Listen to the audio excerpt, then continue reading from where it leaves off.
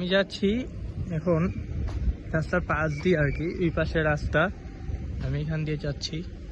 এখানে সব নামি দামি গাড়ি আর কি, ব্র্যান্ডের গাড়ি। হ্যাঁ, বড় কারবার। আর এদেশের সবথেকে হচ্ছে ভ্যাট 5%, তার জন্য গাড়ি খুব কম দামে কিনা যায়। এমনও গাড়ি আছে যে মানুষ 2-4 বার ইউজ করে পালা চলে জায়গা। হ্যাঁ, এটার মালিককে এগুলার খোঁজ খবর থাকে না। ঠিক আছে, এই যে একটা দেখেন মার্সিডিজ বেঞ্জ, অনেক দিন ধরে এখানে গাড়ির নাম্বার প্লেট উঠায় নিয়ে গেছে, বহুত পুরানো মডেলের গাড়ি। এইসব গাড়ি বাংলাদেশে নিয়ে গেলে মানুষ তাকায় থাকবো, কি ভাই এটা কি গাড়ি আনলো।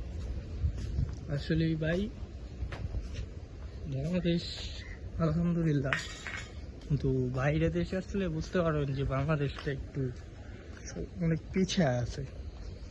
আমাদের বাংলাদেশ আর্মি আলহামদুলিল্লাহ খুবই ভালো, তারা ওয়ার্ল্ডের মধ্যে 3-4 নাম্বারের মধ্যে আছে।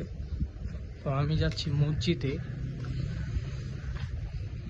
এখানে রাস্তার মধ্যে পানি জমা রয়েছে, প্রত্যেকটা গাড়ি অচল অ্যাক্সিডেন্ট হয়েছে, তার জন্য এখানে রেখে গেছে। আমরা ওই গলি দিয়ে যাই গায়েন, এদিকে তো পানি। তো উনি হচ্ছেন আমার মামা, উনি আর আমি একসাথেই নামাজ পড়তে যাই।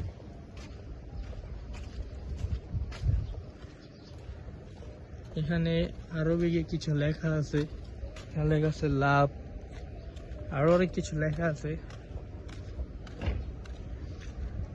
এটা হচ্ছে মসজিদ, আর এদেশে মসজিদ গুলো হচ্ছে একতলা। কাঁচামরিচ আছে।